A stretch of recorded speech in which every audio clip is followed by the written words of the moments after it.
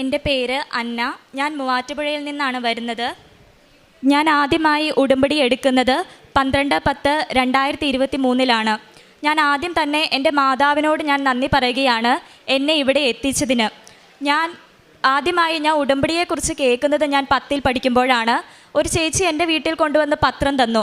പക്ഷേ എന്താണതെന്നോ ഒന്നും എനിക്കറിയില്ലായിരുന്നു. ആകെ എനിക്ക് അറിയാവുന്ന ഒരു കാര്യം, ഇവിടെ വന്നു കഴിഞ്ഞാൽ എനിക്ക് രക്ഷ ലഭിക്കുമെന്ന് മാത്രമായിരുന്നു. അതിനുശേഷം ഞാൻ +2 കഴിഞ്ഞ് ഞാൻ ജർമ്മൻ പഠിക്കാൻ പോയി.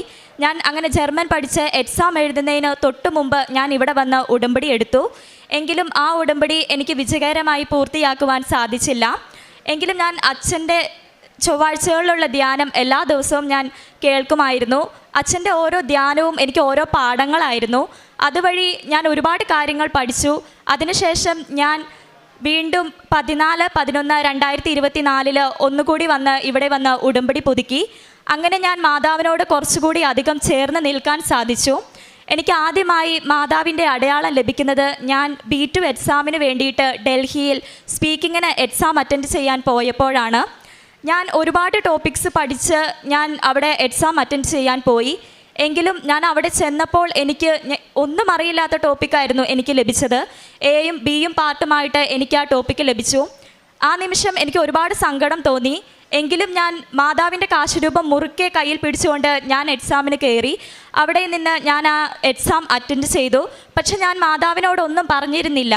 അതിനുശേഷം ഞാൻ എക്സാം സെൻറ്ററിൽ നിന്ന് പുറത്തിറങ്ങിയപ്പോൾ ഞാൻ മാതാവിനോട് പറഞ്ഞു, അമ്മേ, എൻ്റെ വിശ്വാസം സത്യമാണെങ്കിൽ അമ്മ എന്നെ ഈ എക്സാമിന് പാസ്സാക്കണം.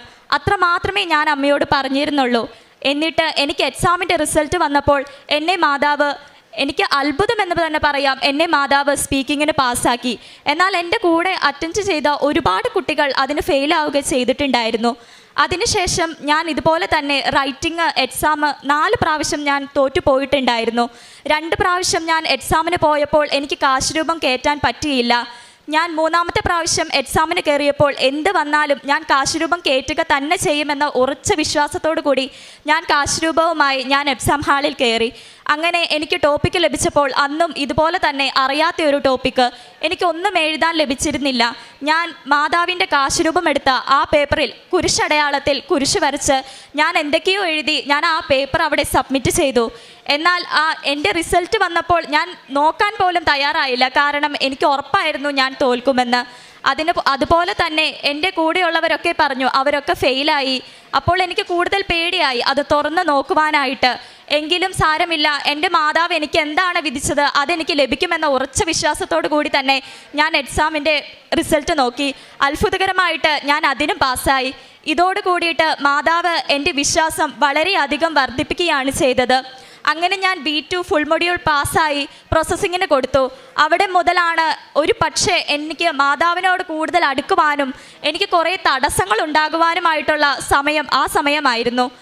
ഞാൻ ജൂണിലാണ് അവിടെ പ്രോസസ്സിങ്ങിന് കൊടുത്തത്. എൻ്റെ പ്രോസസ്സിങ് കൊടുത്തതിന് ശേഷം എൻ്റെ മുമ്പിൽ വന്ന ആദ്യത്തെ തടസ്സം എൻ്റെ ഇൻ്റർവ്യൂ ആയിരുന്നു. ഞാൻ 2 പ്രാവശ്യം ഇൻ്റർവ്യൂ നടത്തിയെങ്കിലും എനിക്കതിന് പാസ്സാവാനായിട്ട് സാധിച്ചില്ല. 3ാമത്തെ പ്രാവശ്യം ഇൻ്റർവ്യൂ നടത്തിയപ്പോൾ ഞാൻ അമ്മയുടെ കാശുരൂപം മുറുകെ പിടിച്ച് തിരി കത്തിച്ച് ഞാൻ ആ ഇൻ്റർവ്യൂ അറ്റൻഡ് ചെയ്തു. ഞാൻ ആ ഇൻ്റർവ്യൂവിന് പാസ്സായി. അങ്ങനെ ആ ഇൻ്റർവ്യൂവിന് ഒരുപാട് കുട്ടികളുടെ കൂട്ടത്തിൽ പാസ്സായ ഒരാൾ ഞാൻ മാത്രമായിരുന്നു. അതിനുശേഷം ഞാൻ ഓരോ പേപ്പർ വർക്കുകൾ ചെയ്യാൻ തുടങ്ങിയപ്പോഴും ഓരോ തടസ്സങ്ങൾ എനിക്ക് വരുന്നതായിട്ട് തോന്നിയിട്ടുണ്ട്. എങ്കിലും ഉടമ്പടി എടുത്ത നിമിഷം മുതൽ എനിക്ക് തോന്നിയ ഒരു കാര്യം, എൻ്റെ കൂടെ എപ്പോഴും ആരോ ഉണ്ട്. ഒന്നല്ലെങ്കിൽ എൻ്റെ മുൻപിൽ അല്ലെങ്കിൽ പിറകിൽ. എന്ത് തടസ്സം വന്നാലും അത് മുന്നോട്ട് എനിക്ക് മാറ്റി തന്ന് നീക്കുന്നതായിട്ട് എനിക്ക് പലപ്പോഴും തോന്നിയിട്ടുണ്ട്. അങ്ങനെ ജൂണിൽ ഞാൻ ഇൻ്റർവ്യൂ ഒക്കെ കഴിഞ്ഞിരുന്നെങ്കിലും എനിക്ക് കോൺട്രാക്റ്റ് കിട്ടാൻ വളരെയധികം ലേറ്റായി. ഓഗസ്റ്റ് 13 എനിക്ക് കോൺട്രാക്റ്റ് കിട്ടിയത്. കോൺട്രാക്റ്റ് കിട്ടി വന്നപ്പോഴത്തേക്കും വിസ വെക്കാനുള്ള ഡേറ്റ് ഇല്ലാതെയായിപ്പോയി. പിന്നീട് എനിക്ക് വിസ വെക്കാൻ ഞാൻ ഒരുപാട് മാതാവിനോട് പ്രാർത്ഥിച്ചെങ്കിലും മാതാവ് അവസാനം എൻ്റെ വാക്ക് കേട്ടു. അങ്ങനെ എനിക്ക് സെപ്റ്റംബർ 31 വിസ വെക്കാനുള്ള ഡേറ്റ് കിട്ടിയത്. പക്ഷേ എനിക്ക് ഒക്ടോബർ 1 അവിടെ ക്ലാസ് തുടങ്ങുമായിരുന്നു. ഈ സെപ്റ്റംബർ 31 വിസ വെക്കുന്ന സാഹചര്യത്താൽ ഏജൻസിയിൽ നിന്ന് പറഞ്ഞു, നീ 1 ലക്ഷം രൂപ തരണം. അത് തന്നു കഴിഞ്ഞാൽ നിനക്ക് ഞാനൊരു പേപ്പർ തരാം. ആ പേപ്പർ വെച്ച് കഴിഞ്ഞാൽ ഉടനടി നിനക്ക് വിസ ലഭിക്കുമെന്ന് പറഞ്ഞു. ഞാനും വേറൊരു കുട്ടി കൂടിയും ഉണ്ടായിരുന്നു. ഞങ്ങൾ 2 പേരും അങ്ങനെ പൈസ കൊടുത്തു വിസയ്ക്ക് കൊണ്ടുപോയി വെച്ചു. വിസ കൊണ്ടുപോയി വെച്ച് അവർ പറഞ്ഞതുപോലെ ഒക്ടോബർ 17 മുമ്പ് ഞങ്ങൾക്ക് ക്ലാസ്സിൽ കയറണമായിരുന്നു. പക്ഷെ അതിനുള്ളിൽ എനിക്കും അവൾക്കും വിസ ലഭിച്ചില്ല. ഞാൻ എന്താണ് സംഭവിക്കുന്നതെന്നോ എന്താണ് അവിടെ നടക്കുന്നതെന്നോ എനിക്ക് ഒട്ടും തന്നെ ചിന്തിക്കാൻ പറ്റാത്ത ഒരു സമയമായിരുന്നു അത്. എങ്കിലും ഞാൻ മാതാവിനോട് മുറുകെ പിടിച്ച് പ്രാർത്ഥിച്ചു. ഞാൻ ഉടമ്പടി എടുത്തിട്ട് പുതുക്കിയിട്ട് കുറച്ചായിരുന്നു. ഞാൻ അങ്ങനെ എനിക്ക് വീട്ടിൽ നിന്ന് വരാനുള്ളതും സാമ്പത്തികമായിട്ടുള്ള ബുദ്ധിമുട്ട് മൂലവും എനിക്ക് ഇങ്ങോട്ട് വരുവാൻ സാധിച്ചില്ല. ഞാൻ പരിശുദ്ധ അമ്മയോട് പറഞ്ഞു, അമ്മ എൻ്റെ ഈ ആഗ്രഹം സാധിച്ചു തരികയാണെങ്കിൽ ഞാൻ ഈ കൃപാസനത്തിൽ വന്ന് ഈ അൾത്താരയിൽ നിന്നുകൊണ്ട് അമ്മയുടെ പ്രത്യക്ഷത്തിന് സാക്ഷ്യവും അടയാളവും ഞാൻ ഈ അൾത്താരയിൽ ഏറ്റുപറയുമെന്ന് ഞാൻ അമ്മയ്ക്ക് വാക്ക് കൊടുത്തു. അതുപോലെ അങ്ങനെ ഞാൻ നവംബർ 14 ഞാൻ ഇവിടെ ഓൺലൈനായിട്ട് ഞാൻ ഉടമ്പടി എടുത്തു. നവംബർ 14 ഉടമ്പടി എടുത്ത 5-ാം ദിവസം എനിക്ക് പരിശുദ്ധ അമ്മ അതുവരെ ഡിസ്പാച്ച് ആവാണ്ടിരുന്ന വിസ ഡിസ്പാച്ച് ആയി എന്ന് പറഞ്ഞ് മെയിൽ വന്നു. എനിക്ക് 40 ദിവസമായിട്ടും എൻ്റെ വിസ ഒരനക്കവുമില്ലാതെ അവിടെ നിൽക്കുകയായിരുന്നു. ഒരു മെയിലോ ഒന്നുമില്ലായിരുന്നു. ഞാൻ ഏജൻസീനെ കോൺടാക്റ്റ് ചെയ്തു, എംബസീനെ കോൺടാക്റ്റ് ചെയ്തു. ആരും ഒന്നും തന്നെ പറയുന്നില്ലായിരുന്നു. അങ്ങനെ ഞാൻ ഓൺലൈനായി ഉടമ്പടി എടുത്തതിൻ്റെ 5-ാം ദിവസം എനിക്ക് മാതാവ് എൻ്റെ വിസ ഡിസ്പാച്ച് ആക്കി തന്നു. എങ്കിലും എൻ്റെ വിസയിൽ ഞാൻ ഫോം ഫില്ല് ചെയ്ത് വെച്ചതിൽ ഒരുപാട് കറക്ഷൻസ് ഉണ്ടായിരുന്നു. ഒരു പക്ഷേ ഞാൻ വിസ റിജക്ഷൻ ആവുമെന്ന് തന്നെ വിചാരിച്ചുകൊണ്ടാണ് ഞാൻ വിസ കിട്ടുമോ ഇല്ലയോ എന്ന് നോക്കിയിരുന്നത്. പക്ഷേ എനിക്ക് വിസ കിട്ടിയപ്പോൾ മാതാവ് അത് വീണ്ടും എന്നെ അത്ഭുതപ്പെടുത്തിക്കൊണ്ട് എനിക്ക് റിജക്ഷൻ ഒന്നും കൂടാതെ എനിക്കത് തന്നു. എങ്കിലും എനിക്ക് ഒക്ടോബറിലേക്ക് പോകുവാനായിട്ട് സാധിച്ചില്ല. എൻ്റെ ഇൻടേക്ക് വീണ്ടും അവർ ഏപ്രിലേക്ക് നീട്ടിവെച്ചു. അവർ പറഞ്ഞു എനിക്ക് കോൺട്രാക്റ്റ് തരാമെന്ന്. അങ്ങനെ കോൺട്രാക്റ്റ് എൻ്റെ കൂടെയുള്ള കുട്ടിക്ക് കൊടുത്തിട്ടും എനിക്ക് തരുന്നില്ലായിരുന്നു. അങ്ങനെ ഞാൻ ഉടമ്പടി എടുത്തിട്ടും ഞാൻ ഒരു പ്രേക്ഷിത പ്രവർത്തനത്തിനോ ഒന്നിനും ഞാൻ പോയിരുന്നില്ല. അങ്ങനെ ഞാൻ ആദ്യമായി രോഗികളെ കാണാനായിട്ട് പോയി. അവരെ പോയി കാണുകയും അവരോട് അവർക്ക് വേണ്ടി പ്രാർത്ഥിക്കുകയും സംസാരിക്കുകയും ചെയ്തു. ഞാൻ രോഗികളെ കാണാൻ പോയി 3-ാം ദിവസം എനിക്ക് ഏജൻസിയിൽ നിന്ന് ഞാൻ പോലും ഒന്നും പറയാതെ അവരെനിക്ക് കോൺട്രാക്റ്റ് അയച്ചു തരികയാണ് ചെയ്തത്. ജനുവരി ആയിട്ടേ നിനക്ക് കോൺട്രാക്റ്റ് തരികയുള്ളൂ എന്ന് പറഞ്ഞവർ ഡിസംബറിൽ തന്നെ എനിക്ക് ആ കോൺട്രാക്റ്റ് തരാനിടയായി. അവസാനമായിട്ട് മാതാവ് എനിക്ക് ഒരു പരീക്ഷണം കൂടി തന്നു. ആ പരീക്ഷണത്തിലാണ് ഒരു പക്ഷേ ഞാൻ ഇന്ന് ഇവിടെ ഈ സാക്ഷ്യം പറയാനായിട്ട് നിൽക്കുന്നത് പോലും. കാരണം ഞാൻ ഇത്രയും നാൾ ഉടമ്പടി എടുത്തിട്ടുണ്ടായിരുന്നെങ്കിലും ഇവിടെ വന്ന് സാക്ഷ്യം പറയണമെന്നോ ഒന്നും ഞാൻ ചിന്തിച്ചിട്ടുണ്ടായിരുന്നില്ല.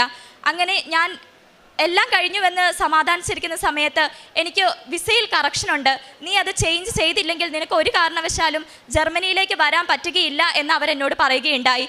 എൻ്റെ സാഹചര്യം അന്ന് വളരെ മോശമായിരുന്നു. ഇനി ഒന്നുകൂടെ വിസയ്ക്ക് വയ്ക്കുവാനോ അല്ലെങ്കിൽ ഇനി ഒന്നും കൂടെ വിസ നോക്കിയിരിക്കാനുള്ള സമയമോ സാമ്പത്തികമോ എനിക്കുണ്ടായിരുന്നില്ല. ഞാൻ പരിശുദ്ധ അമ്മയോട് ആദ്യമായി ഞാൻ കരഞ്ഞു പ്രാർത്ഥിച്ചു, അമ്മേ എനിക്ക് ഈ തടസ്സം മാറ്റിത്തരണം.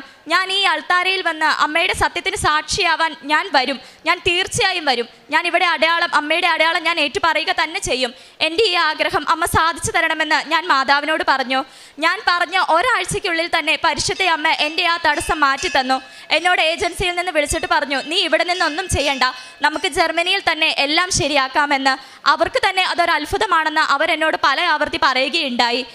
ഇങ്ങനെ പരിശുദ്ധ അമ്മയോടുള്ള എൻ്റെ വിശ്വാസം അധികം വർദ്ധിച്ചത് ഈ ഒരു എൻ്റെ വിസയിലുള്ള കറക്ഷൻ കാരണം തന്നെയാണ്.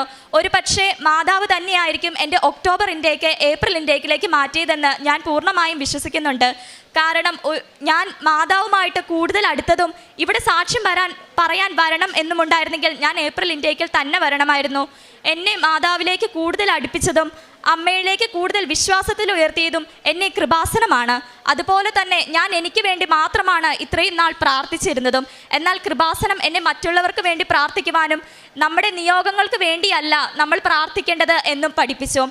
എന്നെ ഈ നിലയിൽ എത്തിക്കുകയും അതുപോലെ തന്നെ എനിക്ക് ജർമ്മനിയിൽ പോകാൻ എല്ലാ അവസരം നൽകിയ എൻ്റെ മാതാവിനും ഈശോയ്ക്കും ഞാൻ ഒരുപോലെ നന്ദി പറയുന്നു.